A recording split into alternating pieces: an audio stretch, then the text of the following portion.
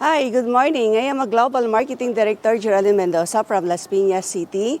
Dati po ako may goiter, meron po akong bukol sa didi, meron akong mayuma, tapos nagkaroon ako ng 314 pieces na bato sa gallbladder ko, meron akong migraine, na mild stroke rin ako sa edad na 36, meron akong almoranas, tapos na-ICU po ako kasi na-enclampsia po ako nung 42 years old, nabuntis po ako, tapos nabuntis 35 weeks.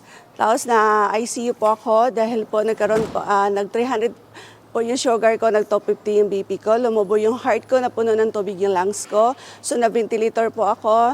Siyam yung doktor ko, sabi sa akin, walang gamot. Dahil nga buntis ako ng 35 weeks, pero ginawan po ng paraan ng asawa ko, pinasok po yung intra sa ICU.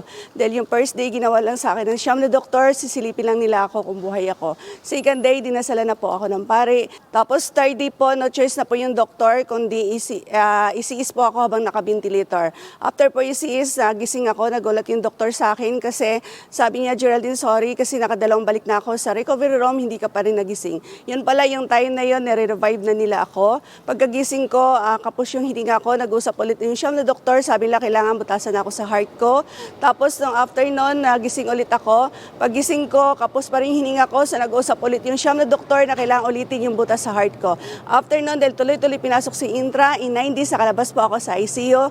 Kaya 3 days lang po ako dun sa room, sabay po kami nakalabas ng anak ko sa hospital dahil yung anak ko po ay may sakit rin po siya sa heart, hirap po siya huminga. Tapos Intra lang po, 11 days old baby, Intra lang po pinainom namin for 6 months. Today ko, nag-normal po yung heart niya. So nagulat yung doktor. Wala po siyang iniinom, only Intra, no vaccine, no vitamins. Tapos after 6 months, umayo na po talaga siya sa milk kasi yung milk po lumalabas po sa ilong niya. Only Intra, 1 bottle a day. Yun lang po ininom niya. Hanggang ngayon po, 7 years old na po siya. Intra lang po, walang vitamins, no milk. So yun lang po. Thank you and to God be all the glory.